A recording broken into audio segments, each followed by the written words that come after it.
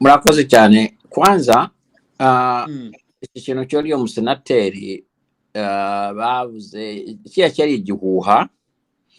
Yego Kagame yasabye abantu benshi ngo bamuvugire, ariko nta musenateri n'umwe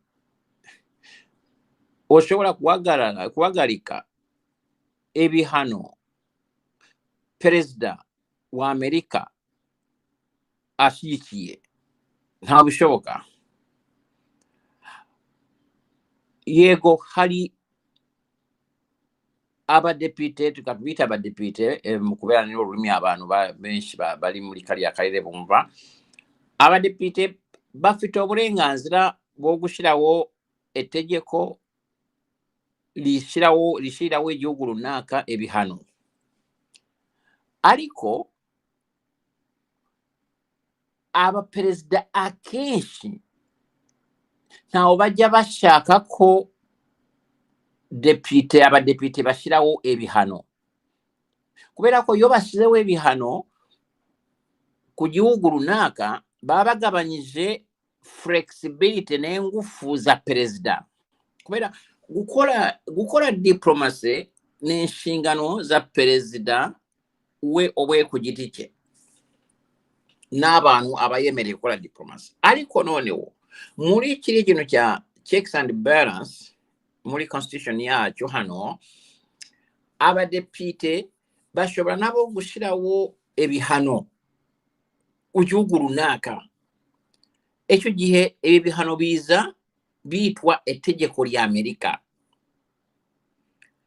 ariko perezida we abashaka ko ari we ubanza ugashyiraho ibihano, noneho abadepite bakazajya bagura biriya ibihano yaba yashyizeho, kubera niwe ushinzwe diplomasi. So mu gihe numvaga bavuga ngo uriyo musenateri ngo yagiye muri White House akagenda gustopinga ibintu biriya byari ibintu bya instant, bari n'aba lobbyist ba Kagame bashakaga kugaragaza ko Kagame agikomeye, bashaka kugaragaza ko Kagame nyine agifite ngufu. Ariko na Trump nawe ntumukinishe, arabizi, yagize ati okay, mu gihe mbere yuko iyo narrative ifata reka mbohereze ibyanyu, nuko ibi bihano byagize. So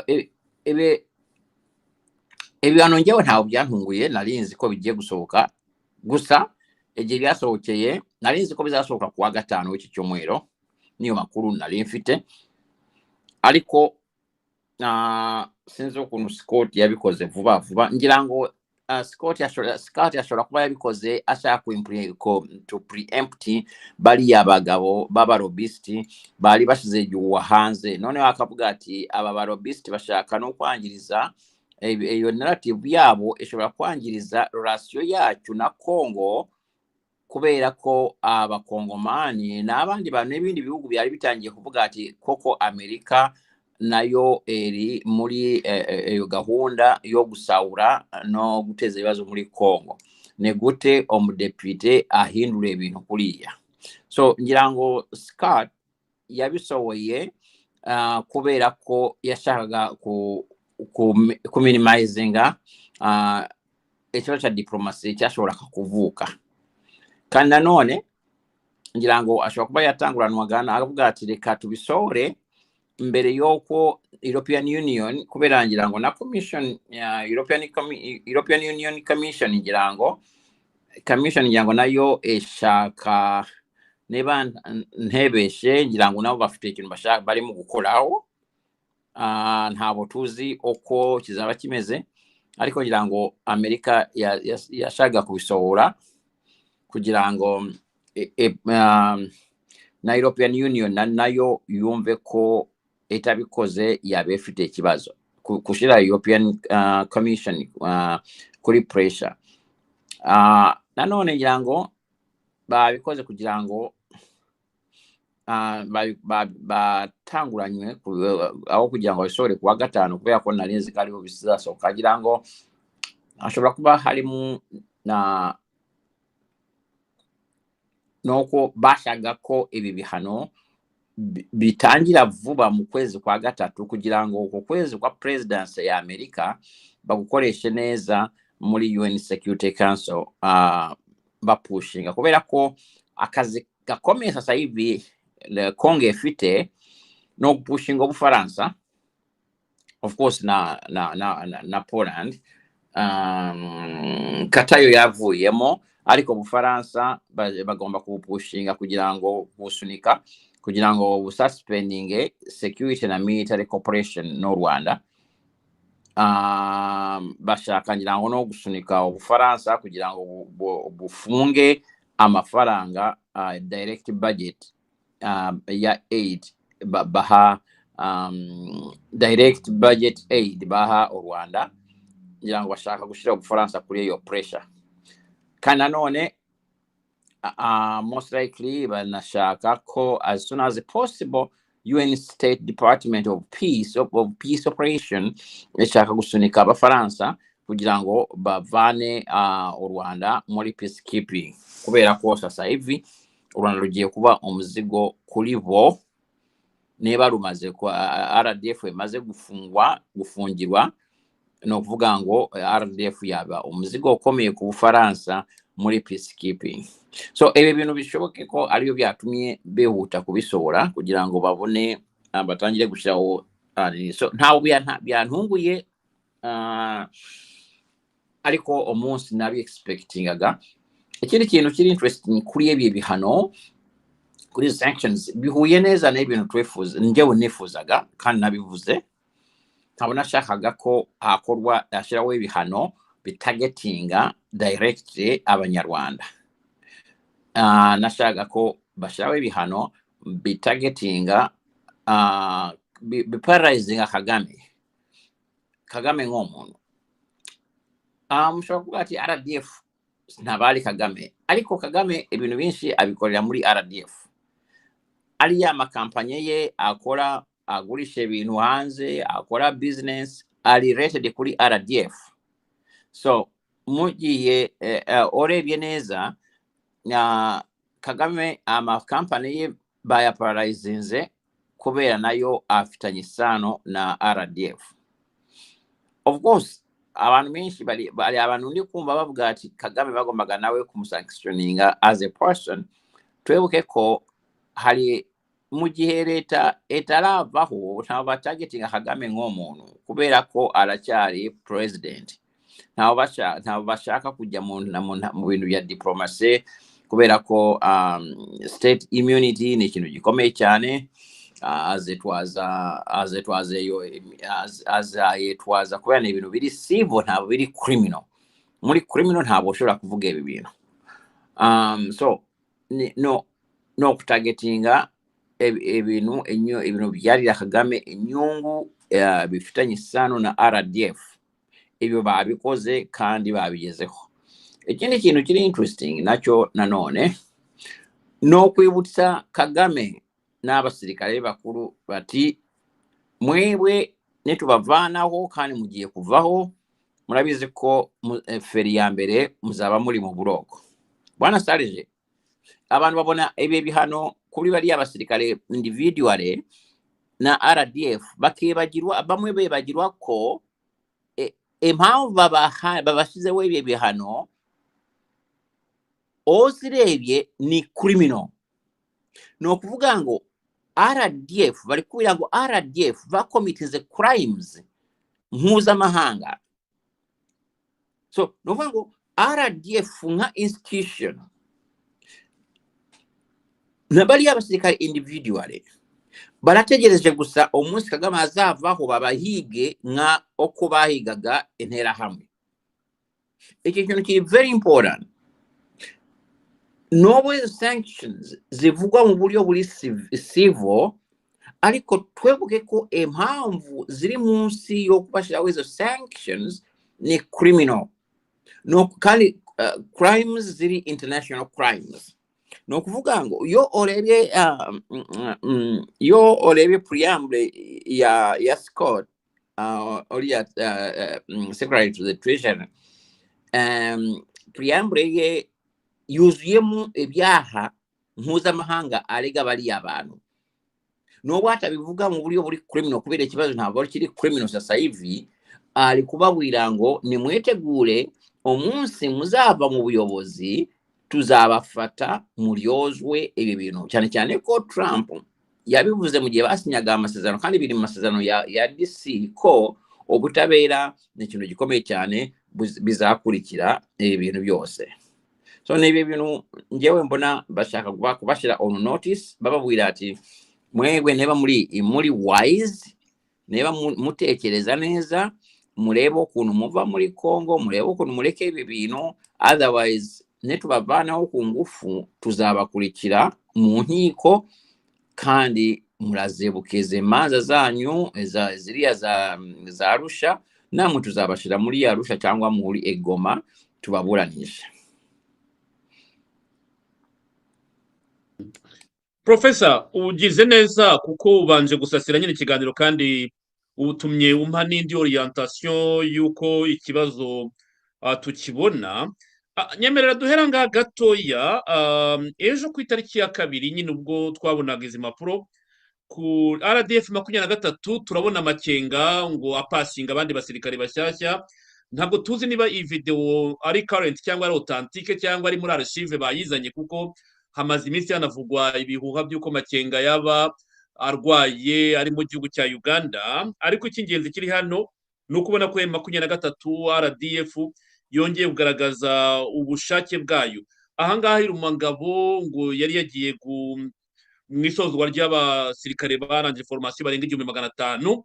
Urumva rero mu gihe Amerika isohoye imitahe nk'iriya cyangwa sanction nka ziriya nabo baravuga bati twe dukomeje formation zacu. Hari icyo bivuze muri propaganda, hari icyo bivuze mu gutanga message cyane cyane mu gihe ubutumwa nka buriya bwa Amerika bugomba gutera ubwoba RDF na M23 ariko nabo batireka dusohora ifoto Makenga apasinga cyangwa arangiza formation z'abandi basirikare bashyashya byabaye ngo kutariki ejo. Ibi byo mubona bifite butumwa ki? Hari reba personality ya Kagame. Okay, kwanza ntanabo wavanaho possibility yoko area ni AI. Wewe rabizi ko Kagame yashizeho na center yo anori umugabo birukanye muri Amerika ya AI. So muri yashize amafaranga muri AI kubera akora ibintu bya propaganda cyane arabizi. Ariko neba koko atari AI eyo video ntabwo ndayibona kugira ngo nchecking neba nyishire muri relativity ndebe neba ari AI nebo if actually yinyohereza ntabwo ndayibona njewe nshobora gukoresha nibwo bayisohoye imaze iminota 15 isohotse mu gihe dutangiye ikiganiro ngo bayise bayisohora kano kanya. Ariko ishobora kuba eri AI kugira ngo bakore propaganda y'ibintu bya Makenga. Birashoboka ariko neba atari AI nabyo tuzabimenya. Ngiye kuyikora share it in sharing ndebe okuntu nshira muri nini ndebe neba ari AI. So na Kagame ndabikora twakomeza. Kagame ari ahantu ategeze atekereza ko yahagera. Ntabo azi icyo ashobora gukurikizaho kandi ntabwo afite abantu bamubwire inama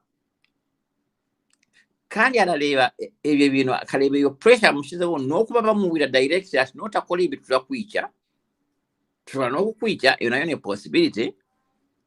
Kagame kubera ageze mu iguni ashobora kuvuga ati kama mbaya nibanyice nta kibazo, you know.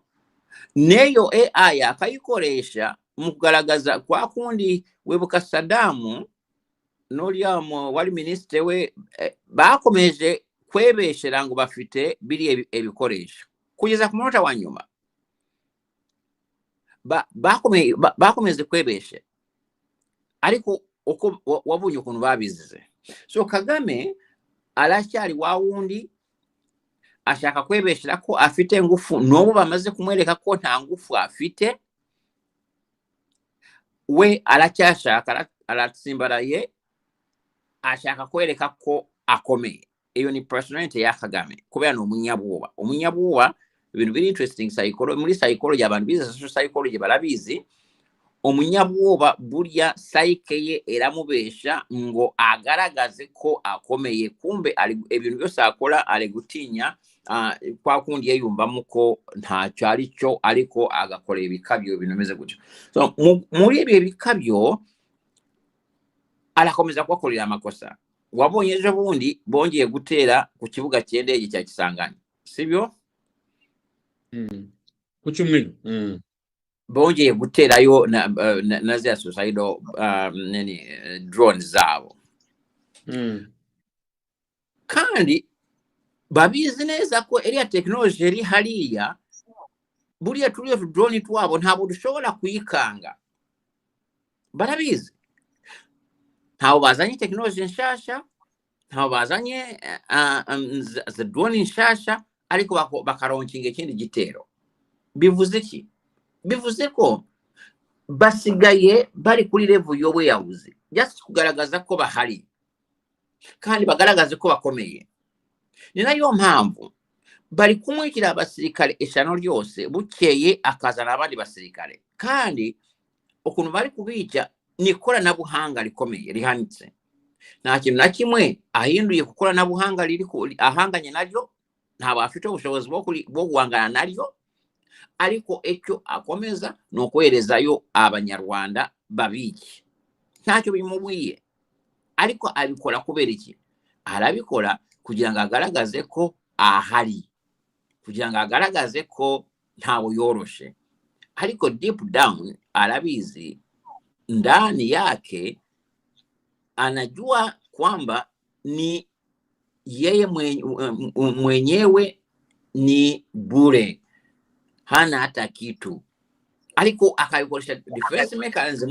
Noneho ashaka kugaragariza abantu na ati arakomeye, turakomeye, ariko mbyo kuri nta mikomerere. Niba bishe battalion zingaye kwera bakurusha technology, ikintu dushobora kubona ko ukomeye no kuzana technology erusha ya yindi yakwikiye abantu. Mu gihe utazanye technology eruta babandi bya yindi yatumye bakwikira abantu, biba bitwa uwiyahuzi, nta witwa kurwana. So ntawe yantangaza kuba Kagame ashobora tuvuge biri ibintu bitari AI.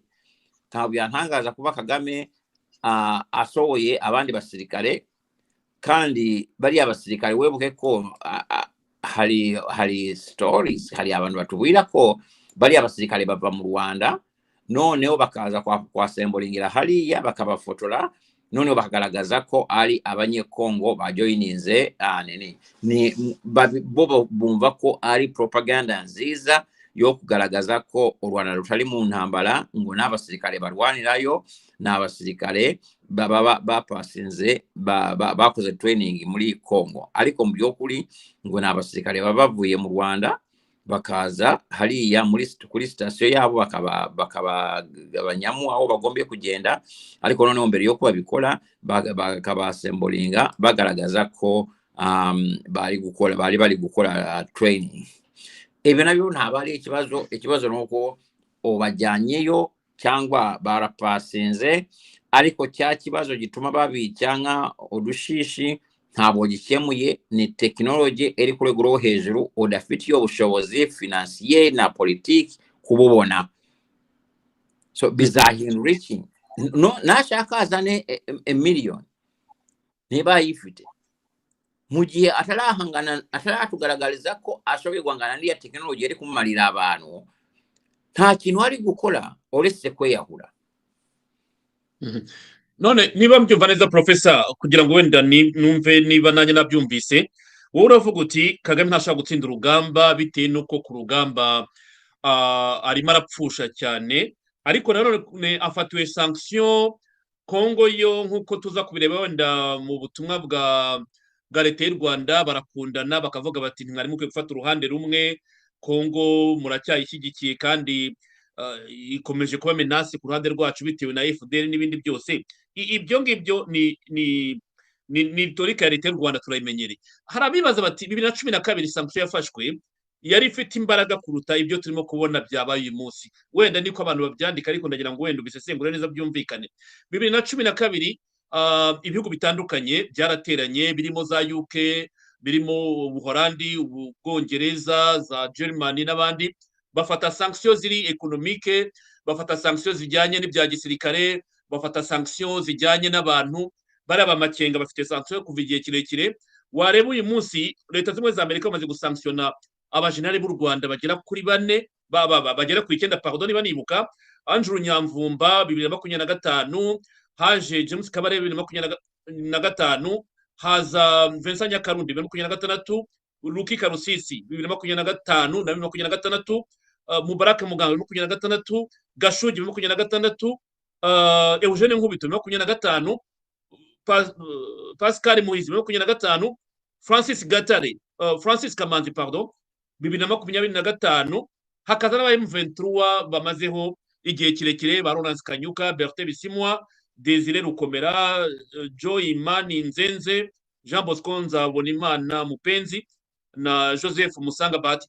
Abantu bavuga bati nibyo ibyo Amerika yakoze nibyo, ntabwo bitunguranye, ariko implication na impact bifite, kuko baranavuga ngo ntidushaka guhana u Rwanda, turashaka gushyiraho pressure yo kubakebura ku myitwarire yabo. Ayo magambo gushyira pressure kugira ngo abantu bahindure imyitwarire no guhana, nibyo barimo kuvuga bati kubera icyo Amerika idashaka guhana, ikavuga ngo irashaka gukebura u Rwanda, irashaka gukebura imyitwarire y'abayobozi b'u Rwanda cyangwa ya kiriya gisirikare bwa Nakambara.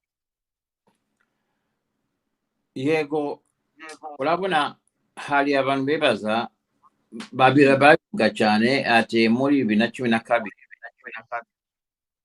sanctions zaratanzwe bakatelefona itasohoka, sibyo? None abantu bakibaza ati obose kuki ataliko babigenza. Hano tugomba kumenya ko ibintu byarahindutse hagati ya 12 n'uwo mwaka 2026, ibintu byarahindutse cyane. Muti gute? Muri 2012 amabuye Kagame yibaga hariya ntawo yari afite amafaranga nkayo yinjiza sasa hivi. No kuvuga ngo nobo yibaga amabuye, ariko yari akeneye amafaranga menshi y'aba bazungu. Muri icyo gihe kubera ari amabuye yinjiza amafaranga menshi, Kagame yumvamo ko ashobora kubaho akaraninga system ye igihe cyose yaba afite amabuye. Niyo mpamvu obona ari kugana buri gihe ari kujya mu birombe. Arabizi ko muri iki gihe turimo amabuye arahenze cyane, ku buryo no aravuga ati nibashaka banyime amafaranga njewe banyemere nje mu mabuye. Ikindi kintu nanone kiri interesting muri 2012, nta gihugu cyahagurutse ngo kimukanire uko Amerika yamuhagurukanye sasa hivi. Kiriya gihe Amerika yasunise webuka biriya bya Obama agashyiraho n'amategeko n'ibiki byose, ariko ntabwo yageze aba very strong. Tunebuke ko netegeko bakoresheje Trump yakoresheje guhana RDF ni tegeko ryakozwe muri 2006. Ni executive order ya Bush. Itegeko bakoresheje guhana RDF ni tegeko, ni executive order yasinywe na Bush muri mu kwezi kwa 10 muri 2006. Kuva icyo gihe nacyagiye baherukanaga M23 na Kagame muri 2012, ntabo bageze basanctiona igisirikare cya Kagame nka igisirikare, ntabo byageze biba. So abantu bagombye kumenya ko ibintu byagiye bihinduka. Yego amategeko bashobora gukoresha gusanctioninga Kagame yari ahari, ariko politiki yari ifite ukuntu iteye kiriya gihe. bitandukanye n'iki gihe. Noneho muri iki gihe kubera n'agaciro k'amabuye, kubera na intere Amerika ifite muri kariya karere harimo na biriya bya Lobito, ibintu ntabwo bikiri bya kinka bya kera. Naho Kagame akorera ikosa rikomeye. Kagame arakebwira ko ibintu n'inka bya bindi kera bavugaga bakirwa bavuga batafite icyo bakoze, ntabari ko bimeze sasa hivi. Ubu sasa hivi Amerika eri determined, baravuga bati twebwe dushaka akarere kariya tukore mu business, abantu batunganirwe, abantu babona amafaranga babeho neza, tube mu bintu by'intambara dukore business yenyewe.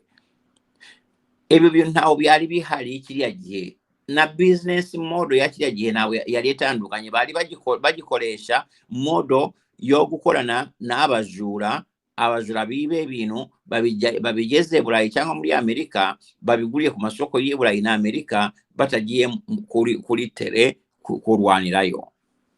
Politiki yarahindutse, economy yarahindutse, dynamics za economy zarahindutse, ku buryo sasa hivi muri 2026 ibintu biri kuba nta muntu watekerezaga ko bizaba. Ninde watekerezaga ko Africom yakwekera aho yicaye ekagenda gutwika abarwanyi ba M23, abayoboye M23 ekabatwika? Ninde wabitekerezaga? Ninde watekereje ko bazafata RDF nka institution kandi neko washingiye ubutegetsi bwa Kagame bakayikubita sanctions? Ninde wabitekerezaga? So yes, ibintu bimaze guhinduka kandi dynamics ziragenda zihinduka. So nta kuntu twakomeza gutekereza ko uko byari bimeze nako bizaba. No, bimaze guhinduka practically, turi kubibona. Murebe na ukuntu Kagame ari isolated diplomatically. Ninde wagezeho bitekereza ko Kagame azaba isolated kuriya? Muri 2012 nobo bamukanze akanava muri Congo, ariko ntawe bamugonze uko bari kumugonga hivi. Noneho hari ikibazo wari wabaza ati nabazaga nyine ikintu tujuru tugomba gusobanura abantu bakomeje kwibaza, kubera iki badafata sanctions zo guhana bakavuga ngo nugukebura, nugukira igitutu, ni pressure yo gukebura imyitwarire y'u Rwanda? Sanctions bivuze guhana.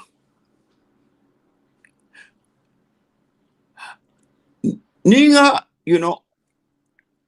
yo kubiswe, umwana akubiswe n'umubyeyi we bivuga ko bamuhanye. Ariko yo akubiswe n'undi muntu bivuga ko bamuhohoteye. So muri ibintu byo ni engagement politique cyangwa diplomatique, kuvuga ngo twaguhanye ariko ntabo tugamije kuguhana. Biriya ni ibihano, ni igihano gikomeye cyane, kugufatira imitungo, kugufatira ifaranga ryose rijya iwawe. Turi kuvuga RDF, umutima wa Kagame. RDF aho akorera amafaranga, RDF aho agurira ebirwanisho. Eriga tugombe kwibuka ko mu mategeko mpuzamahanga nta igihugu ntawe ushobora kugura ibirwanisho kitari kubigurira igisirikare cyabo. Kandi igisirikare mu gihe RDF eri beneficiary mu bikoresho bya gisirikare rugura sasa hivi kuva ibintu bigiyeho, ntawe bashobora kongera kubigura. Niba turi kuvuga leta ya Kagame, agatsiko ka Kagame gashingiye ku gisirikare, gashingiye ku ngufu za gisirikare, mu kwataka ibihugu baturanye kubera ko ngo bafite ibikoresho ngo bihambaye. Noneho bakaba bashyizeho sanction zibuza RDF kubona ibikoresho bya gisirikare. noneho wavuga gute ngo ntawe bari kumuhana? Hirya n'amagambo akoresha yo gushaka kumwakanya bugabo, bari gushaka kumubwira wenda icyo bari kumubwira ngo ebyo dukoze ni bitoya kubyo ni bikeya kubyo tuzakora, kandi ndi kubibona bishobora kuzaba promoted, baza promotinga eyo M23 bayite terrorist organization, by designating it as a terrorist organization. O Rwanda no baru designating nk'igihugu kitere mpunga international terrorism. Eyo niyo level ya kabiri mbona bashobora kuzafata, noneho bave aho bamufungire ikirere. Professor ukiraha, sorry, komeza.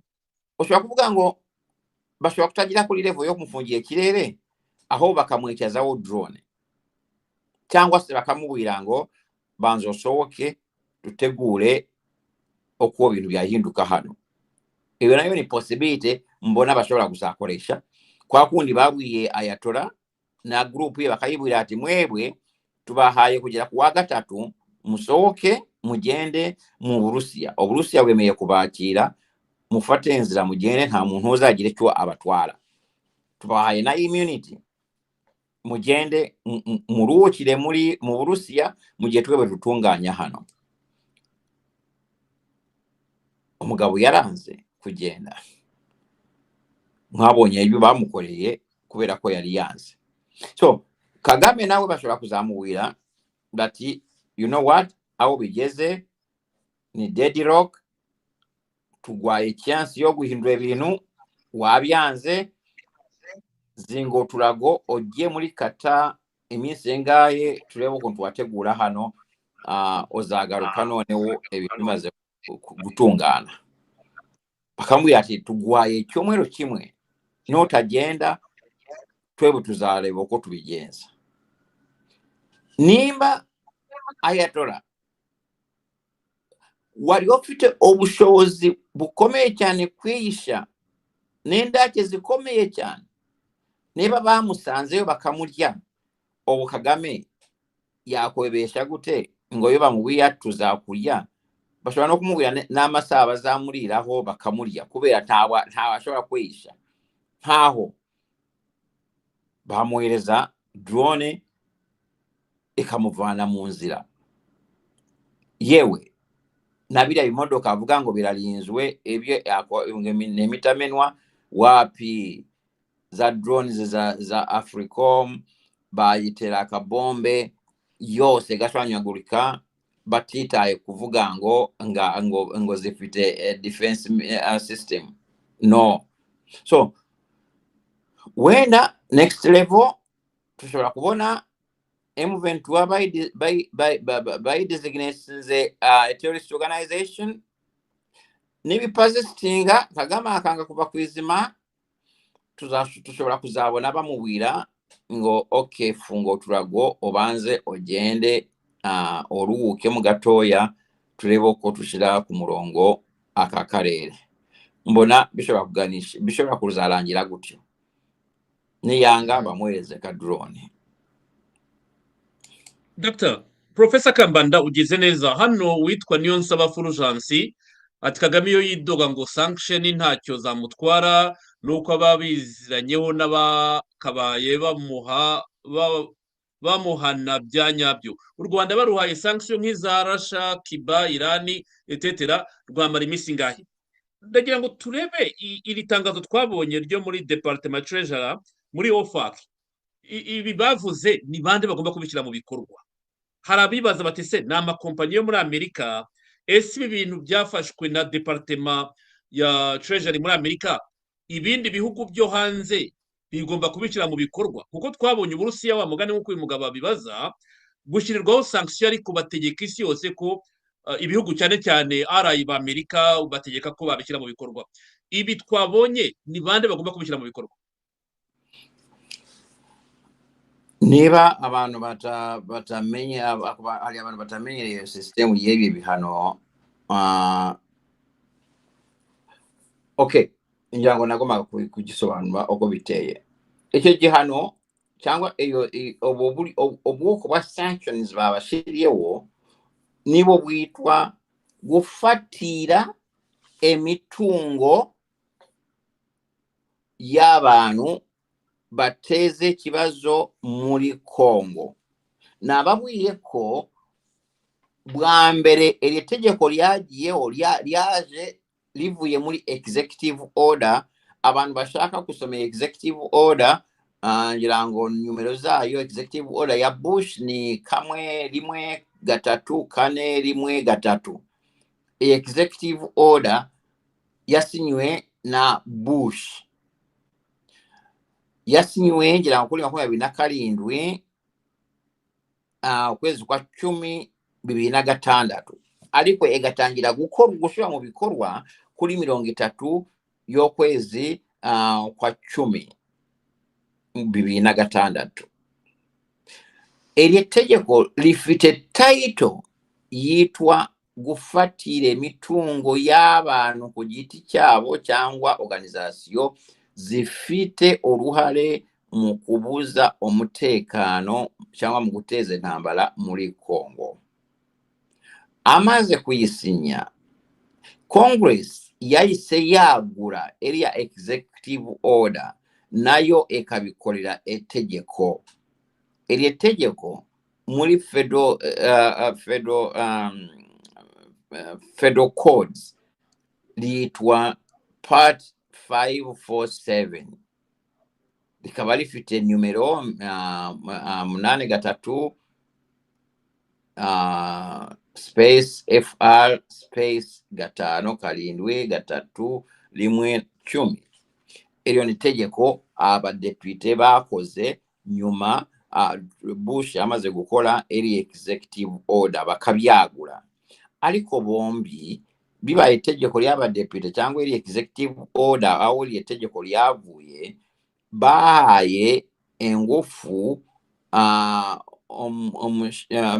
minister wa treasury, bamuhaye obubasha bwo gukolana na state department na secretary of state na secretary bagakolana kugira ngo bashirewo abantu bashasha cyangwa ebigo bishasha bishobora kuba targeted n'oburyo babikora.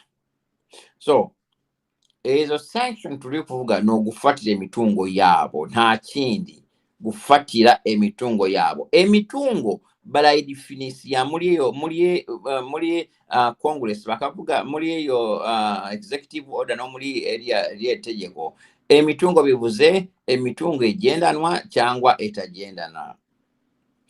Iyo bavuze ngo persons, baravuga ngo persons bivuze umuntu ku giti cye cyangwa organization. Bo eri tegeko ntabo lifatira sanctions egihugu as a country. Gufatira sanctions nka egihugu, perezida abikora muri executive order yebwite eri independent, kubera eri tegeko ntabo livuga gufatira egihugu as a whole ebihano. Novuga ngo omunsi Trump azashaka gufatira u Rwanda nk'igihugu ebihano, azabikora muri executive order eri independent. Cyangwa se abadepite nabo bashobora gukora itegeko lihana egihugu mu gihe babyumvikanyeho na perezida, no kuvuga ngo icyo gihe rikorwa n'abadepite. So eri tegeko no gufatira omutungo wa bari abantu, ntabari gufatira igihugu ariko noneho impamvu bagarukiye aho mu gufatira imitungo, kwera barabizi ko umuntu ukora business wa mbere cyangwa ahantu Kagame akorera business hose nyinshi ni muri RDF. Ziriya za Company Horizon bande zose ziri muri RDF. Ekere kintu ahantu Kagame abonera amafaranga menshi nanone ni muri RDF. ekiri kino mu isolatinga RDF bashaka nanone bali kutegula okuntu bazafata abayobozi ba RDF babafunge kubera deja neba mwala hanwe grounds bazitanze basanga bali kubabwira ati mwebwe mutegule egihe cyari cyose tuzaza tubafate. So kuba batafatiye igihugu nk'igihugu kandi gufatiye igihugu nk'igihugu nyango nayo mpamvu ngewe ntabishigikiye byari ku benefitinga Kagame. Iyo bavuga ngo Kagame u Rwanda turababujije gukora business, nta mushobora gucuruza, nta kintu mushobora kuzana kuva hanze, byari kuvuga ngo kubera Kagame yayishe enzara iri mu Rwanda, Kagame bari gucya abwira abanyamakuru ati mugende mufotora abantu bari gufenza n'ukuntu bari kubashingura, muvuga ati ne sanctions ziri gutuma abantu bacu bafenzara. So Amerika icyo gihe egombe kuzaza none we gafasha Kagame kandi bamufatiye bihano kugira ngo batabare humanitarian. So kugira ngo berinde ibi bintu byose niyo mpamvu bafashe RDF. Urabona bamwe baravuga ati ebihano bafatiye Uburusiya, Iran n'abandi kuki atari bibafatira u Rwanda. Ko Rwanda nta kintu rufite, nta kintu rufite rujyana ku isoko hanze. Ikintu ushobora kubabuza u Rwanda bakabyumva no kuzana ibikoresho bya gisirikare RDF, kubera nta kintu bafite bacuruza bajyana hanze ntacyo.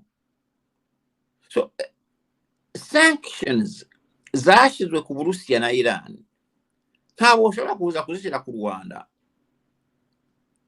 ntacyo baba kubabuza kugurisha hanze.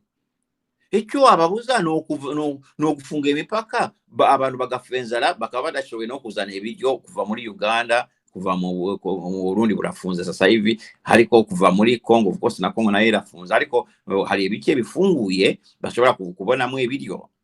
So u Rwanda ntabwo ushobora kuvuga ngo ebihano byafatiwe Burusiya na Iran niyo modo mugobi gukoresha ku Rwanda. Ntacyo wabokoze kubera Iran bafite essence, Burusiya bugurisha bufite gas, bafite buri kintu cyose barayifite, bagurisha ibikoresho bya gisirikare. Mu Rwanda wabogiye kumufungira iki atafite? So kuri iyo ngira ngo niyo mpamvu turi kubona ibihano byafashe umurongo mu Rwanda. Aho nyine Professor urabisobanuye, ariko urumva baravuga imitungo y'abagabo yaba iri muri Amerika, ariko tuzi neza ko aba basirikare ntabwo abenshi tuzi imiryango yabo, turaturanye muri state aha. Wenda navuga nti nzi bashiki ba kanaka, nzi abana ba Mubaraka Muganga, nzi bashiki be, nzi bene wabo ba Ruki, nzi bene wabo ba Kabarebe. Imiryango yabo turabizi ko ibana muri Amerika, bafite wenda amazu, bafite amamodoka, nta business tubona bakora zihambaye, nabo bikorera amakarito kimwe natwe twese. Umuntu wa mbere tuvuga ufite imitungo ni nka Kagame tuba tubona, iyo tureba imitungo ye, abana be n'iki byose twavuga tutafite imitungo. Nanone kandi ikibazo cyabajijwe aha ngaha Kambanda abantu bakomeje kugarukaho, izi transition zigomba gukorwa, zigomba kurangirana n'itariki ya 31, zigomba kuba ziva ku bucuruzi hagati ya Amerika n'u Rwanda na RDF, cyangwa zigomba kuba ari ubucuruzi bukorwa n'ibindi bihugu n'andi masosiyete wenda yaba supplying RDF cyangwa zira kompanyi za FPR ziri hanze ya Amerika. Urabona ejo nini yes ngirango ntabo twakiganiriyeho tuvuga tutangira, yeah, that was a mistake. Urabona ikintu cyose, imitungo yose, amafaranga cyangwa ibintu byose RDF efitemo enyungu cyangwa bigombye cyangwa bigombye kujja muri RDF cyangwa bigombye kuva muri RDF cyangwa bizahawa RDF cyangwa ikintu cyose gifitanye isano na RDF sasa hivi kirafunzwe.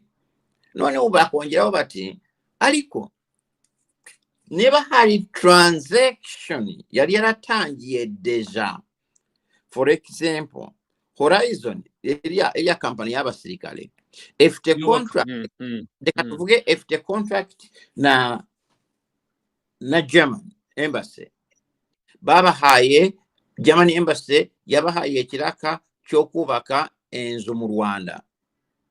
RDF bariya banini RDF 15 na bariya bari mu nabariya bani Inkeragutabara baba bakorera bikorwa byose baba bakora byo bw'ubwo na RDF bafite contract, for example na German embassy cyangwa umushoramari wa Amerika mu Rwanda. Iri tegeko rirababwira ngo neba hari cheke mwarimu abakoreye, iyo cheke muyifate muyigeze ku mitungo, ku department ishinzwe imitungo yafatiriwe ya Amerika. Ntabwo muyiha RDF, no, muyihe department, muyigeze ku department ishinzwe iyo mitungo. Ntabo so kuva munsi banangusize bye bihano kugera kuri 30 transactions mwakorana nabo, it's okay, ariko amafaranga avamo cyangwa imitungo yose erajya muri area nini pool ya mitungo yafatiriwe, ntabo bijya muri RDF. Ariko uko kwezi ne kurangira ntana transaction nemwe mugombye ku initiatinga. Obusayibi neba hari ebirwanisho RDF yari yaguze muri Qatar, muri reka tuvuge muri Turkey, muri company efanye sano na Amerika.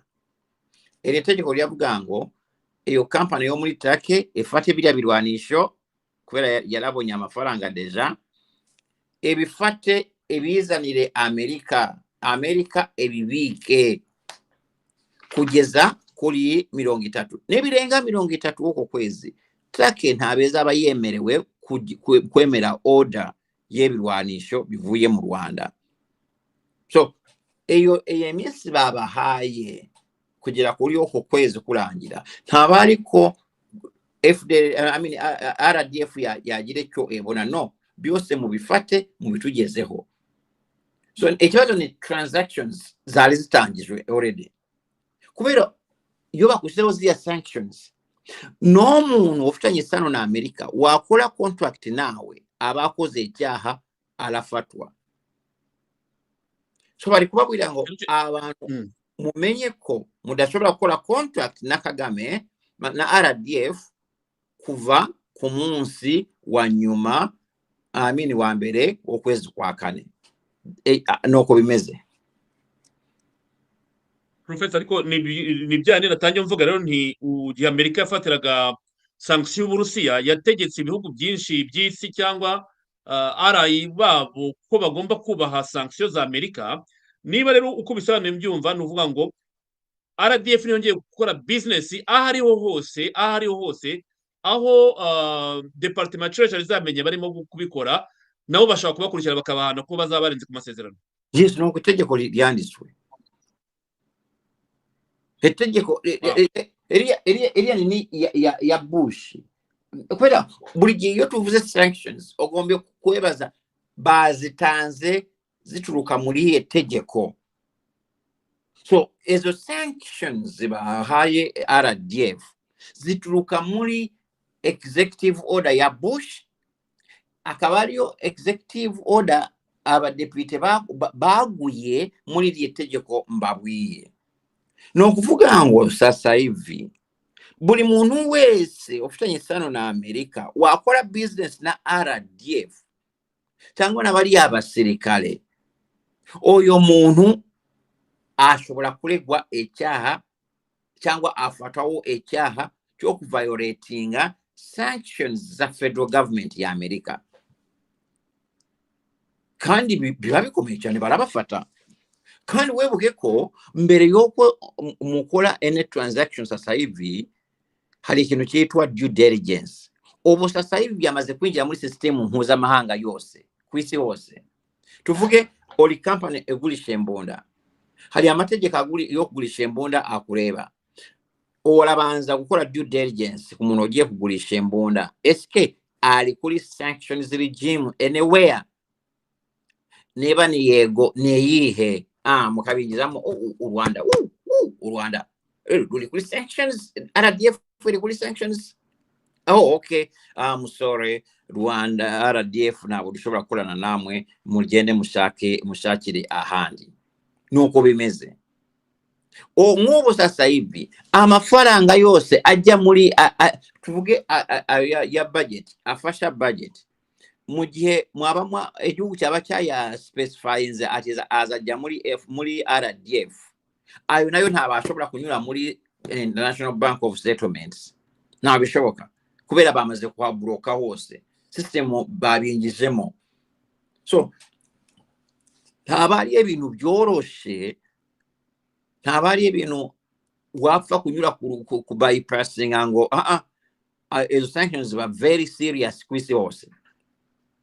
Kubera webuka ke eri tegeko liha perezida ko egihugu cyangwa umuntu ku giti cye wa violating izo sanctions, America, perezida wa America yemeye gukoresha ingufu zarizo zose kugira ngo ahane icyo gihugu, harimo no kugitwika. That's how serious it is. Habari ibintu byoroshe. Kigali ishobora kubabwira ngo biroroshe cyangwa abantu batazi sanctions uko zikora, ariko ni ikintu gikomeye cyane kigiye kuruyuninga bigiye gushira hasi economy ya Kigali. Like it or not, economy ya Kigali. Professor, ugeze neza ko cyari ikintu abantu bagarukagaho, nubwo nyine hari abanyandikira bambwira bati foreign country ntabwo zisabwa guhita zishyira mu bikorwa, ariko ubwo hakeneye izindi mbaraga nyine nko bivugaga. Foreign country ba allies bacu okuntu bashyira aho bibafatira cyane muri Europe. Bwana Serge, muri Europe ibihugu byo muri Europe binshi bibona amafaranga ya hano. Ecyo ariyo bizi. Ndabizi nduba twagiye kubiganira kabimbwira. UK, for example, if it's a foreign by department ya foreign investment na ibiki byose, iyo department yashizeho kugira ngo ezagetanga amafaranga nk'oburyo bwo kugura ebihugu biri mu murongo w'Obwongereza kutava mu murongo w'Obwongereza, sibyo? Ariko Obwongereza ntawe ufite amafaranga menshi yo gutanga muri ibi bintu byose. So State Department yefata amafaranga muri State Department ekayohereza mu Bwongereza, ekababwira ati dore mukoresha amafaranga muri projects zimeze gutya. Noneho neba ne baba haya amafaranga yo promotinga cyangwa kutraininga ebisirikare biri mu bihugu biri munsi yanyu, urabyumva? Noneho RDF ekaba ari egisirikare mugombe gwa mahugura mukoresheje ari amafaranga ya Amerika. Obu RDF tabo igihugu kigombe kubahiriza eyo nini, sino Amerika ishobora no kubashiraho nabo sanctions.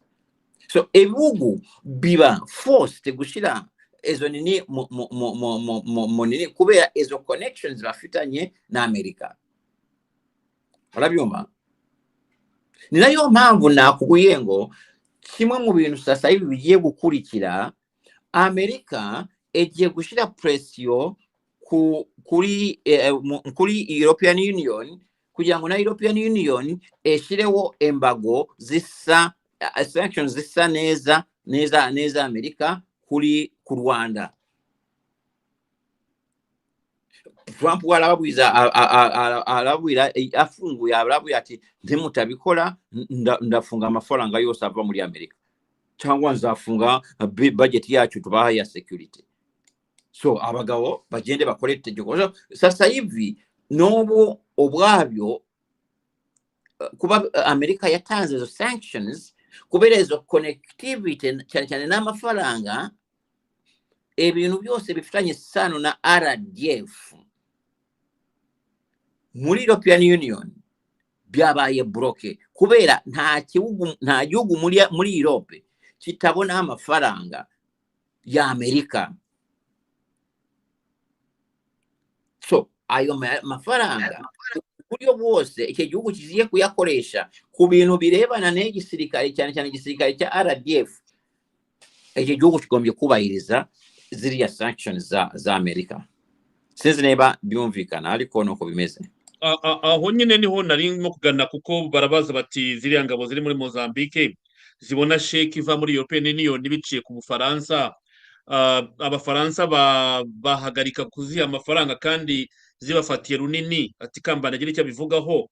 Umusesenguzi Jean Jacques pardon. Sasa ikibazo aho kiri nuko Amerika muri NATO etanga amafaranga ya security muri Europe, sibyo?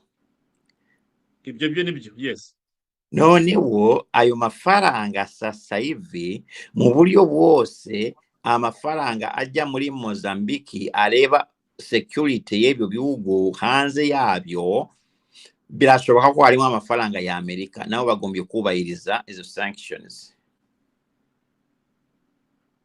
Ikindi noneho ikindi kibazo gikomeye cyane, ayo mafaranga yose ntaho bayajyana mu mufuko bayajyana i Kigali, agomba kunyura muri International Bank of Settlement yo mu Swiss. Buriya International Bank of Settlement yo mu Swiss niwo anyura amafaranga yose, hafi ya yose ku isi, transactions zose. Ku buryo na European Union kugira ngo yohereza amafaranga anyura muri Bank of International Settlement.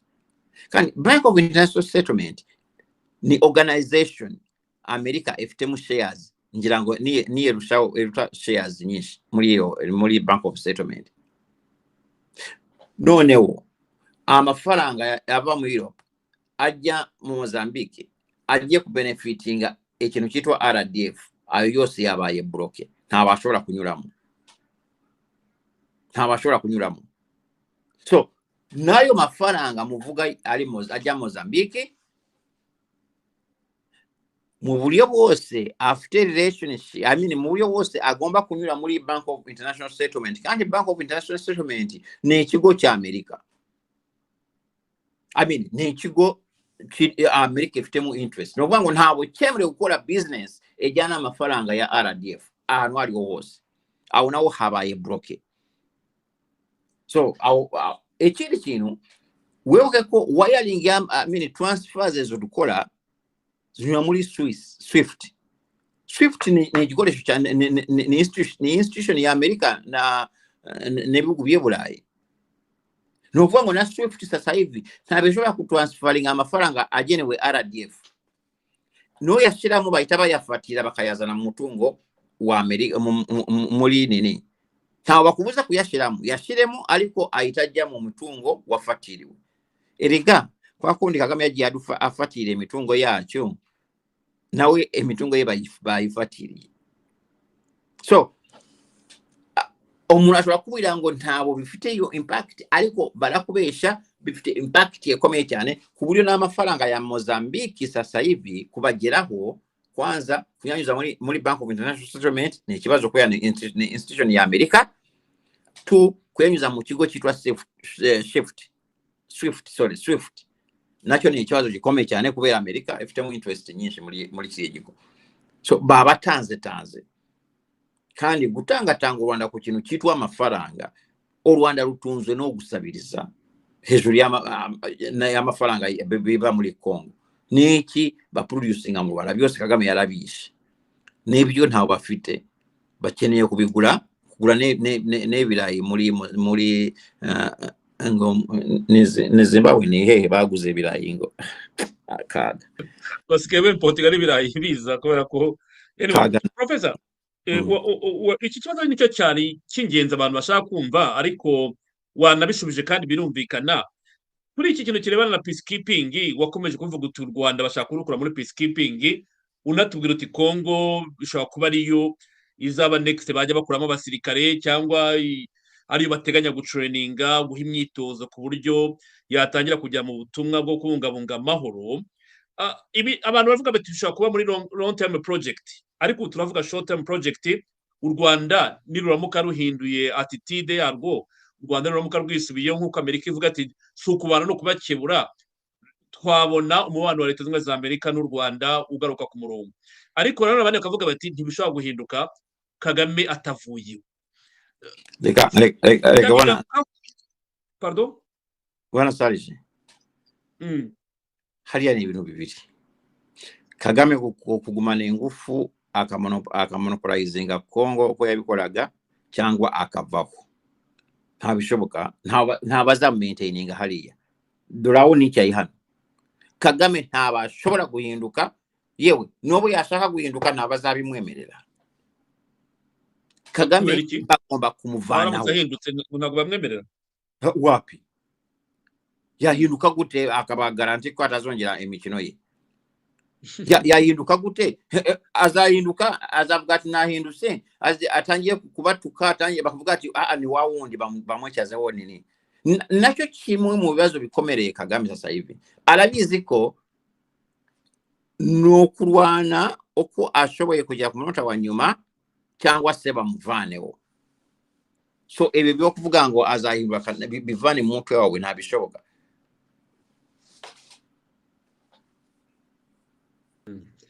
Uyarabaza ati Serge witwa Egide ati komera bwana Serge tubarize Kambanda, none se ko ibintu babifatiye RDF twebwe nk'abaturage hari ingaruka bizatugiraho. Professor wamusubiza iki? Nibyo twavuze. Bamukinya gakino bakanga kumuha general sanctions, bakamufatira kuri RDF kugira ngo birinde iriya possibility yoko yagenda akaba none wakabalega kubikisha inzara.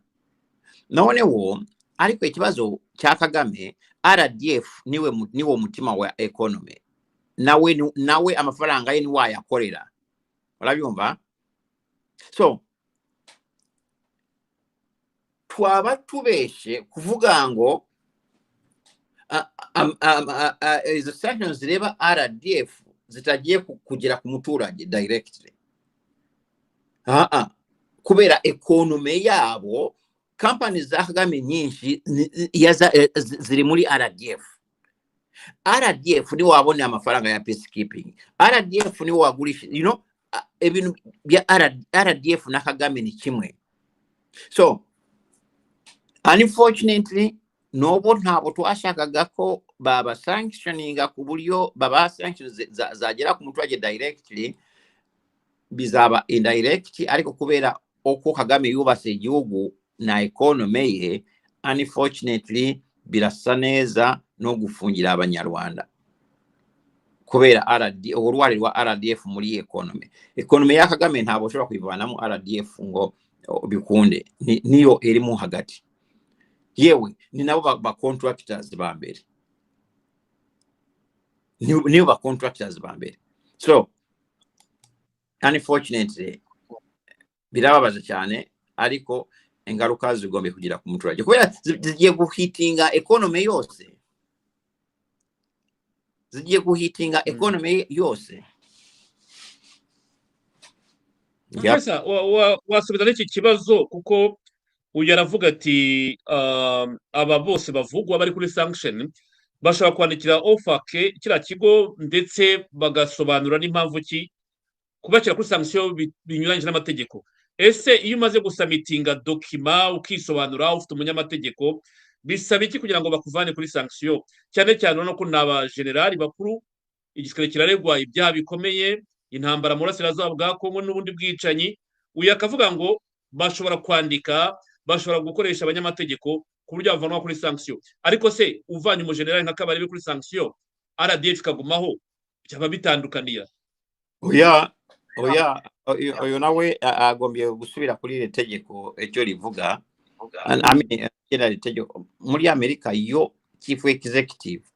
Okay, nobo eri itegeko lyatanzwe ebyo sanctions zatanzwe na secretary aliko ni Trump watanze kuba Trump president mugihe yandikaga executive order oyo president Bush yaravuze ngo mpaye obubasha bwanje secretary wa treasury akolanye na secretary of state bazaje bale abantu bashirawo kuri iyo list bazaje ba modifyinga eyo nini none wabadepite bagiye gukora itegeko bagura area executive order ya Bush nabo iyo provision barayimaintaininze none wo ikintu kiri interesting ntabona ndi lawyer sibyo ubona musengiye kuvugira tuvuge Kabarebe cyangwa tuvuge Kabarebe amaye kiraka ati kambana nagwa miliyoni 2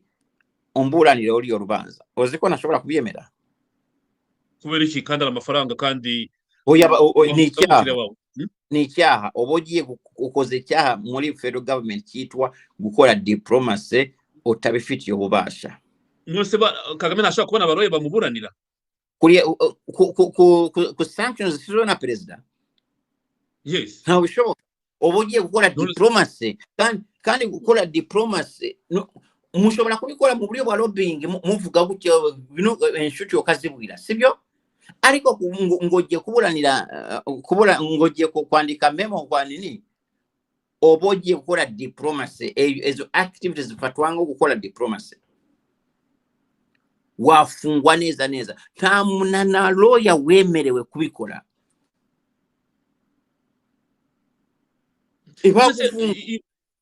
waruvuze ngo bashaka sinzi ijambo bakoresha mu cyongereza riba ari adjustment cyangwa iki iyo bakora adjustment ni ukuvanaho no kongeraho cyangwa no kongeraho abandi bantu ndagira ngo numve uko bikora umuntu yabikora ku giti cye adafite umunyamategeko no noneho tugiye kujya mu okay reka tubanze tusubire kuri basics perezida wa Amerika we rukumbi ni wofite obubasha bwo gukora diplomacy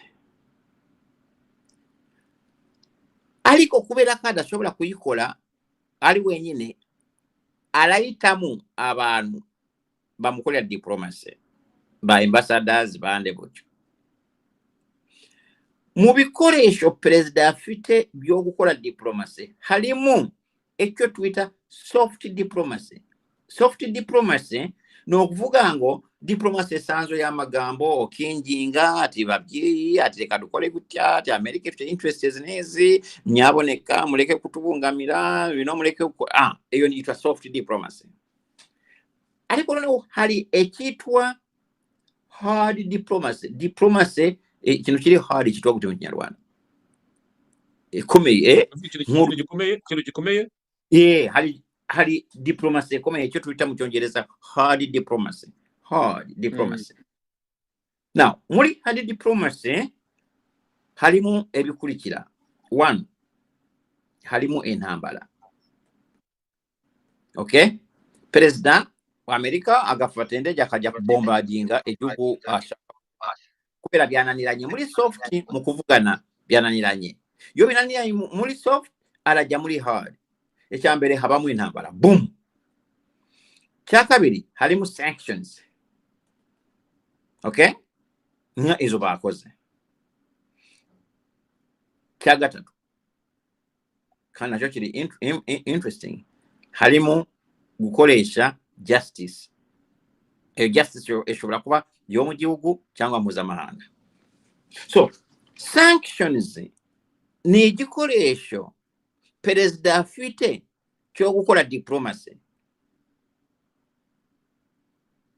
urabyumva reka tuvuge igihugu reka tusubire ku Rwanda igihugu no Rwanda turi kureba mufite ikibazo perezida wa Amerika abona ko u Rwanda rufite ko rubungamira inyungu za Amerika aragutelefona cyangwa akagutumiraho ambassador we bakakubwira ati bwana perezida ibintu ukora bibungamiye bifite kuno bitatugwa neza nyaboneka mune mushaka muhindure okabyanga akubira ati ariko reka duwedira none wo iki kintu kubera kiko kifite kuntu kigire igihugu cyacu interest y'igihugu cyacu reka dugwa amafaranga ureke gukora iki kintu tuzajya dugwa amafaranga aya nayo ku mwaka ukavuga cyo ya ntabyo nshaka ngewe ndakomeza kubikora okay president akavuga ati none utuvuye kuri soft for diplomacy tugiye kujya muri hard diplomacy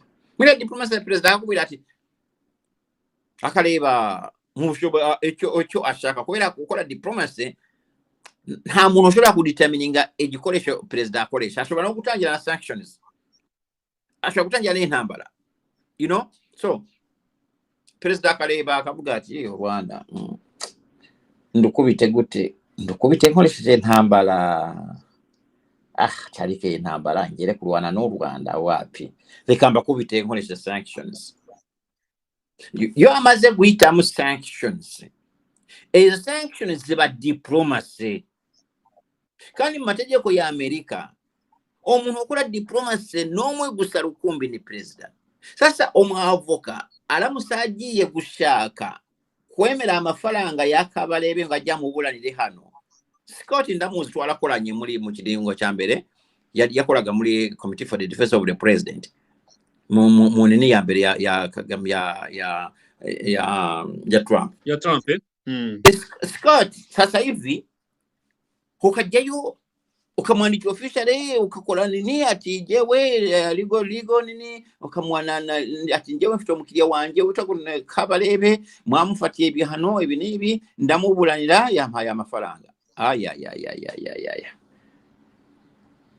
bahita bakujyana hehe FBI itefate yo case kurega gukora diplomacy so president niwe gusa ushobora kuvana wezo sanctions cyangwa kuzishiraho nta mwavuko jya mu hagati kireka niba utaza amategeko ariko bakagufunga bahita bagufunga ni icyaha cya federal government urabyumva so professor birumvikanye nuko nyine nabonaga nkuye aravuga ati komera uze gusoma iyo phrase ya nyuma y'ibihano abasirikare babibakuriraho baramutse babaye abana beza kandi Kagame afite ingorane tu reka tubitega amaso urumva ukantu barebe kandi kukura w'abantu kuri list kubera ni igikoresho cya diplomacy urabyumva president aramusabuza ati ubundi convinced ko bitakiri necessary gukoresha izo sanctions ahita bavana kuri list ariko ntababavana kubera ko babazanya abavuka babuburanira no abikora kubera ko biri appropriate muri diplomacy gukora diplomacy kwe ashobora kubavanaho nukongeraho nayo mpamvu yabihaye itegeko ribiha secretary wa treasury na secretary of state nk'ubu tuvuge reka dufate just hypothetically Kagame avanye ingabo ze muri Congo agasubira mu Rwanda agatuza uretse ko ari ikintu kimugonga cyane muri masezerano bavuze ko hazabamo ubutabera urabyumva nta kuntu yajya mu Rwanda ngo atuze kubera ko abo basirikare sasa hivi bari kuri list ya nini bahita bahinduka abasirikare bagombe guhigwa kubera ibyaha bakoze muri Congo webuke ko mu masezerano bavuze bemeranyije ko hazaba ubutabera kandi Congo Amerika yemeye gutanga amafaranga ku rukiko rwitwa hybrid ruzakorera Goma so navuga ngo reka tuvuge ati Kagame avuye muri Congo today afashe ingabo zazibanyeyo asubiye mu Rwanda no mwana mwiza igisirikare ntabwo cyongeye kwivanga muri Congo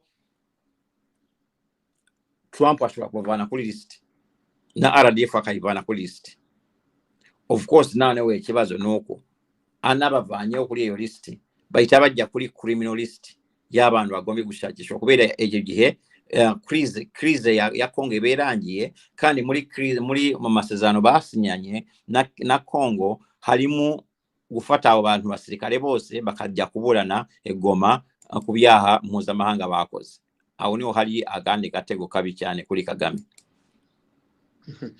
Professor hano harubaza ati Serge Mbariza Professor Kambanda hano witwa The New Generation aravuga ati bwana Serge tubarize umutumirwa wacu ko Nduhungire yarize avuga ngo or one side sanction hari one side sanction bakoze haba hari party yindi cyangwa party 2 yagombaga kuba iri muri sanction batashyizemo. Nabonye n'umuvugizi wa guverinoma Yolande Makuru nawe ataka ati iyi ni sanction y'uruhande rumwe, hari urundi ruhande ubwo n'uruhande rwa leta ya Kongo. Amerika yagombye gusanctioninga nabo tukaba twabibona ko leta y'u Rwanda irimo gutaka nyine nk'umwana irira ati sanction yaje ku ruhande rumwe. Narayimbuye abantu kera hari ibintu nebuka mama mukecuru Imana mu buzima iteka yadufataga tunywa turya isukari bya bindi abana barya isukari njambyebuka kera agifite memory yibuka namwishaga ati ariko mama webuka ukuntu wadufatanaga isukari. None wo kubera njyewe navukiye mu bana b'abakobwa ninjye wari umuhungu icyo gihe kubera umuhungu wundi yavuse maze gukura so ariko rukiye abana ninjye umuhungu warimo. Urabona iyo mugiye umukecuru araryamye muragenda nk'aba batatu babiri mukagenda mukayirya. None uwiruka mbere ni umukobwa nawe kubera biriya bya psychological umuhungu ba unagikabusha atireka njyewe ngume nyuma wowe banzo werukana.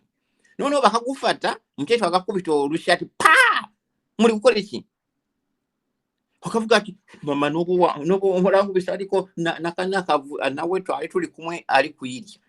Mama agiye kumureba agasanga umwana w'umukobwa yahanaguye umunwa nta kintu afiteho ntamukubite. None wowe kambuye ati mukecuru wacu ko cyo udakubise uriya nawe twari turi kumwe twirya. Ne ibintu yakoze twabikoraga tukiri abana. Ikintu reka ngwire bwana Serge diplomacy ntabwo eshingiye kuri ethics cyangwa fairness. Diplomacy ni interests z'ebihugu. Ikintu bwana Serge tugombe kukikipinga mutwe mu gihe turi kuvuga sibyo? Ndabyumva. Diplomacy ntabari ethics, diplomacy ntabari religion, diplomacy ntabari morality. Diplomacy ni interests z'ebihugu, relation y'ebihugu n'imiryango mpuzamahanga, ariko mbere na mbere mureba interests zanyu. Iyo bavuze sanctions ni igikoresho cya diplomacy perezida yahisemo gukoresha muri situation arimo muri relation ye no Rwanda. Uretse ubuswa mu bintu byo kwiga byo kumenya warira gute ngo ariko ntabo mwabugamye. Diplomacy ntabo birebana na morality. Bimeze nka biriya mama yadufataga twirya you know wowe baragufashe aragukubise umwana uriya werukanse batasanze wo hariya ntabamukubise ntabo ushobora kuburana na Trump ngo kubera iki ngo none uko twakoze amakosa turi babiri ngo none kuki wowe ari nje wohana. Ni diplomacy ni kitwa sanctions kubera ni diplomatic tool. Sanctions ni igikoresho cya diplomacy perezida ahitamo gukoresha. Ntabari igikoresho cya religion cy'idini, ntabari igikoresho cya ethique, ntabari igikoresho cya morality. Sanctions ni igikoresho cya diplomacy. Bivuze ko ibihugu bibiri bishobora kuba byapsetinze perezida we agahitamo concentrate kuri kimwe akagubita sanctions kiriya agakomeza gukorana nacyo kuri iriya level ya mbere ya soft diplomacy. Ntabo waburana cyeka niba utazi ibi bikoresho bya diplomacy. Kuburana kuriya bigaragaza ko mutafite n'abantu babagira inama baze cyo bavuga. Muri diplomacy nabo ushobora kutangira kwe comparinga ngo n'ibindi bihugu ngo ariko hari n'ibindi bihugu byakoze amakosa asana yacu none wo kukimufata twewe. Stupid.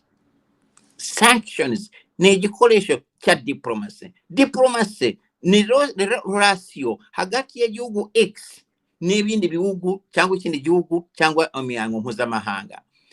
Perezida ahitamo uko yeshakiye bitewe n'inyungu ari kuproteza cyangwa ashaka, agahitamo either ndakoresha soft diplomacy cyangwa nkoresha hard diplomacy. Nkoresha hard diplomacy nshobora guhitamo gukoresha intambara hamwe, ahandi ngakoresha sanctions. Yewe na nyuma ya sanctions nshobora no kuzakoresha intambara. Ahandi nshobora gutera ibitero bizatinda, cyangwa ahandi nkakoresha igitero cya maramoya 1 minute, nkafata uwo mfashe nkamujyana, nkakomeza gukora diplomacy. So ibi bavuga bitesoni kuba batazi n'ikintu cyitwa sanctions. Bivuga ko bivuze ko batazi n'ikintu cyitwa sanctions na diplomacy. Sanctions ni igikoresho perezida ahitamo.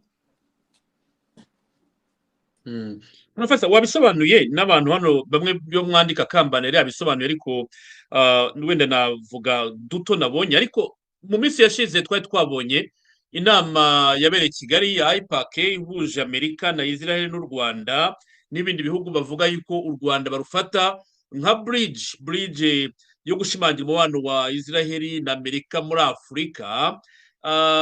Ted Cruz yari mu batanze ibiganiro, hari uwitwa Jackson Rosny na Robert wahoze ari mu byo bita national security advisor wa President Trump. Iyi nama ibaye i Kigali, nabonye abanyakigali bavuga bati abavuga ngo tuzafatirwa ibihano, ati basubiza amerwe mu isaho, ati Amerika na Israel nitwe babona nk'ikiraro cyo kugira ngo bashinga imizi ku mugabane wa Afurika. Hano turavuga diplomasi, tukavuga na sanction. Iyi nama ya IPAC y'Abayisiraheli n'Abanyamerika i Kigali ubona yari igamije iki? Kubera iki mu Rwanda bari bayifashe nkaho ari intouchable zero, uko nabonye bavuga ko Amerika bakeneye na Israel ku mugabane wa Afurika? Ikintu abantu bagomba kumenya kandi abanyarwanda benshi hariya mu Rwanda batazi, batajya bamasteringa, nuko igihe cyose leta batarayivanaho, hari ibintu byanze bikunze eba engaged in. Byanze bikunze mu gihe bataramuvanaho Kagame, hari ibintu azakora. Icyo ni ikintu cya mbere. IPAC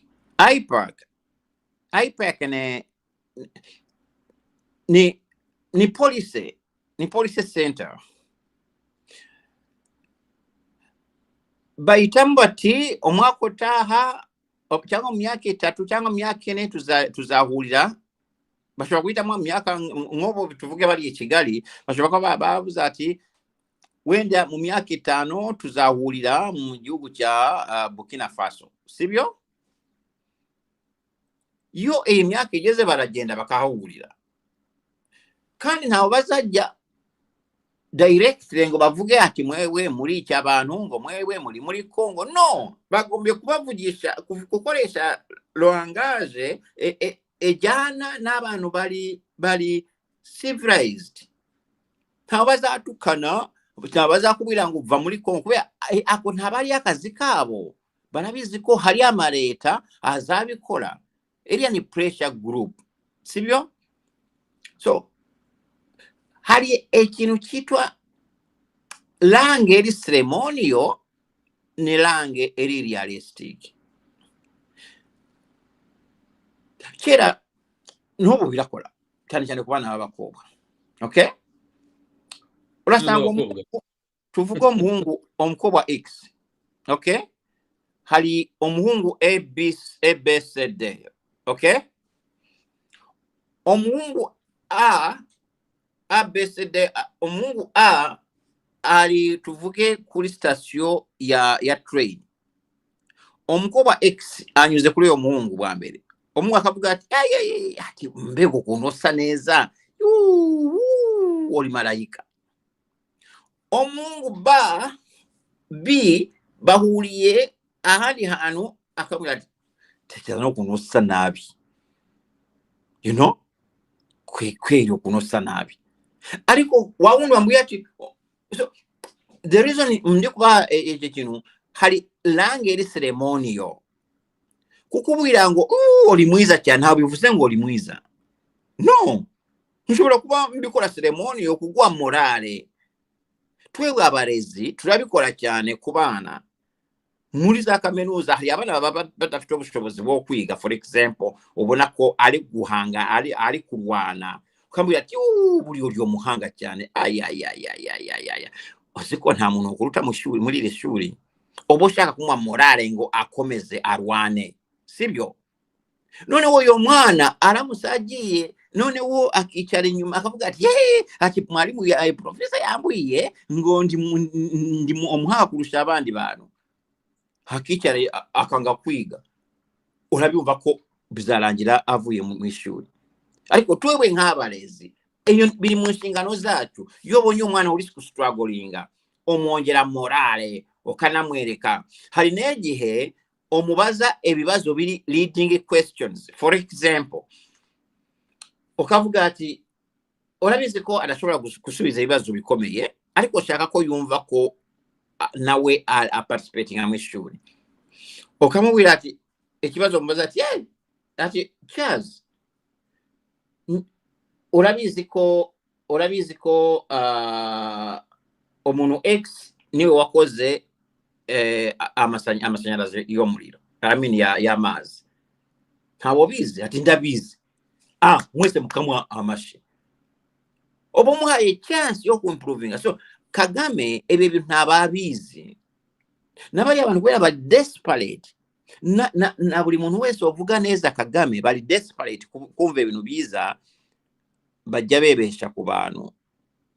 Ariko IPAC ibintu bavuze hariya ni ibintu bavugira anywhere else. Ntawo bivuze ngo uri mwiza cyangwa igihugu cyawe kirushe ibindi. No, baba bari kukuwa encouragement cyane ko yo wakiriye eri organization ni wowe wishura ibintu byinshi, amacumbi ibiki byose bose babakuzaniyamo udufaranga, ariko ibintu byinshi ni igihugu cyawe kibishura kubera ubo shaka gukoresha iyo IPAC ku marketing igihugu cyawe. Hari ibintu ntawo bishura amacumbi, igihugu cyabakiriye nicyo kishura amacumbi. Ngira ngo n'amatike y'abayobozi babo ni wowe oyishura umuntu wagiye kuba receiving.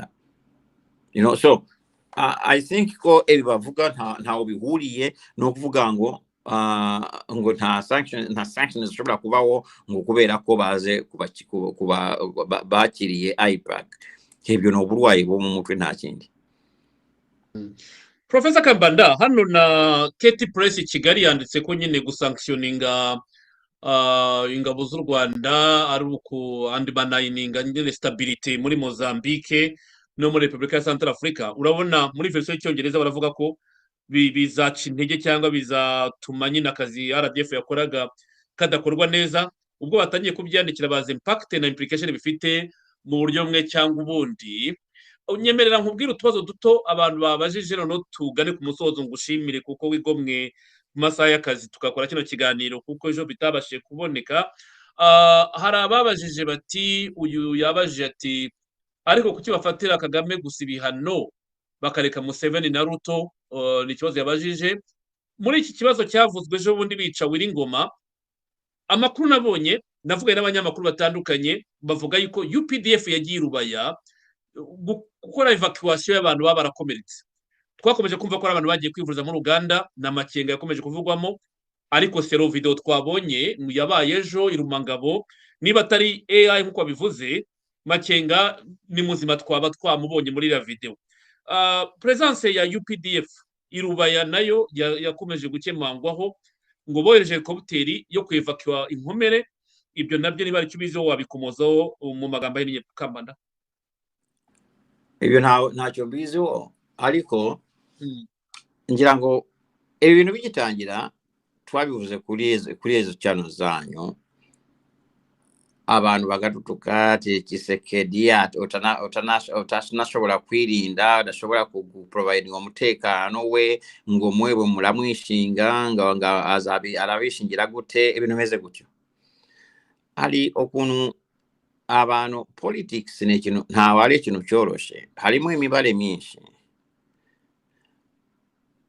ntabo warwana na buri muntu wese ngo bishobore. Kandi hari ibintu wamugani abanyarwanda bafite izina ngo renzaho, hari ibintu urenzaho kubera hari imibare nawe wakoze, sibyo? So kuba bishoboke ko Congo ibintu byose rabizi, ariko mu mibare bakoze kandi bize neza, baravuze ati aho kugira ngo tuwane n'akarere kose, reka tuwane n'uyo major actor. Abo bantu n'ikigerege cyo kubahondagura, tuzabahondagurira hamwe bose, kandi bose bazaruzinga appetite ye ntambara bari kumwe, kandi nako biri kumera. Kera bateraga ahantu bakakubwira ati iyo ni UPDF yabafashije bakanafata, ariko muri iyi minsi barakubwira ati UPDF yazanye abasirikare, ariko nta kintu cyahindutse, bose babisha ahubwo. So abazayobora nyuma ya Kagame mu kuyobora igihugu harimo ibintu orenzaho amaso. Ushobora kuba bizi, ushobora kuba mubizi mukabirenza amaso kubera imibare minene cyangwa imigambi yagutse mufite, muvuga ati iki kibazo wenda tuzagikemura turangije iki, cyangwa tuzagikemura tutanavuze. Erega muri politique publique guceceka nabyo ni politique publique. Kera nigishaga politique publique kubera ko Dr. Yambere iri muri politique publique, ariko sahibi ntabona no mwanya wo kwigisha amategeko, no mwanya wo kwigisha amategeko nawo mbona, ariko nagiye mu amategeko niyo sasa nigisha. Ariko mu gihe nigishaga politique publique hari na emphasizing aga nashiraga nini kuri iki kintu. Politique publique mu gihe muri kuyikora akenshi guceceka eba public policy nziza kurusha ibindi byose. Reba nka Tanzania no Burundi nabo n'abarundi nabo niwo murongo wabo, akenshi ntaho bajya bavuga.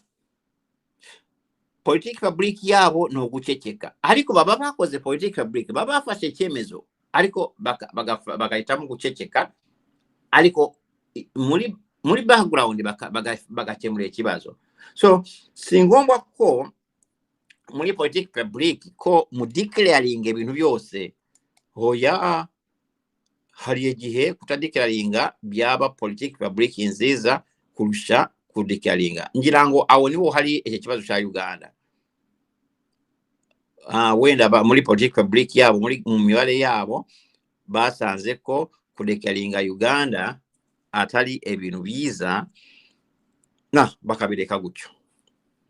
Nuko mbibona ngewe.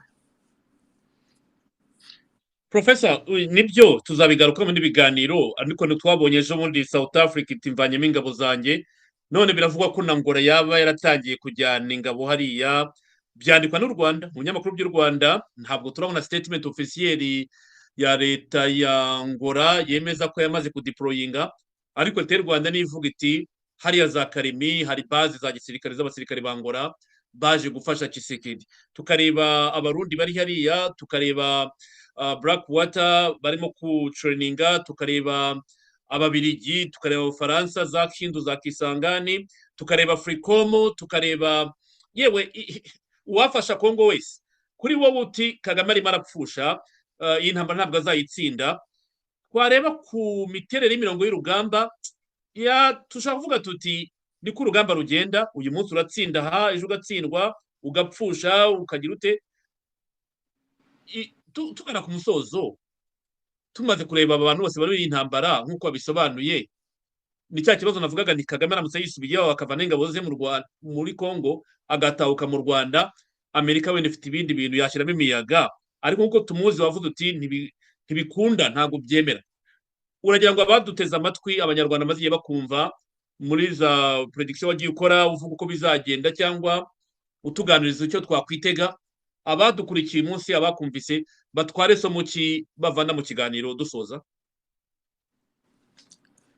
Kireka habaye uko mbibona ngewe, kireka habaye abanyarwanda mu Rwanda cyane cyane mu gisirikare bakavuga ati enough is enough.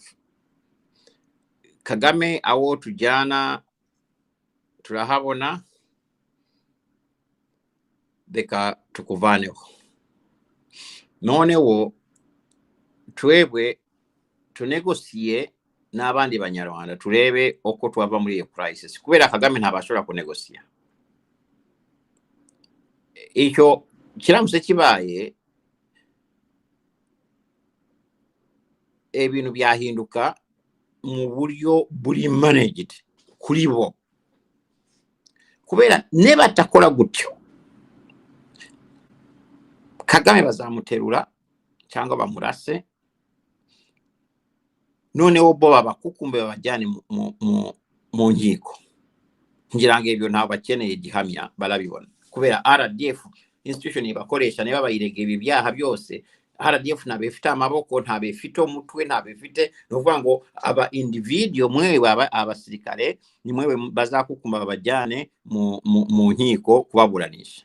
So kireka bajya bakoze iki kintu bakamuvanaho, noneho bagashaka kunegosia n'abanyarwanda.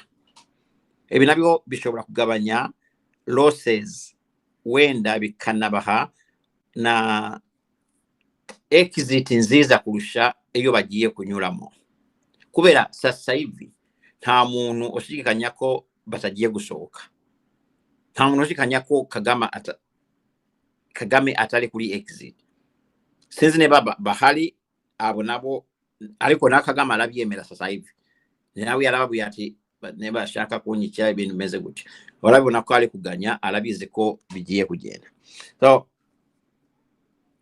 abantu abanyarwanda bakorera Kagame cyane cyane mu gisirikare bakagombye gutekereza the future, bakagabanya losses giye kuba, kubera ko second level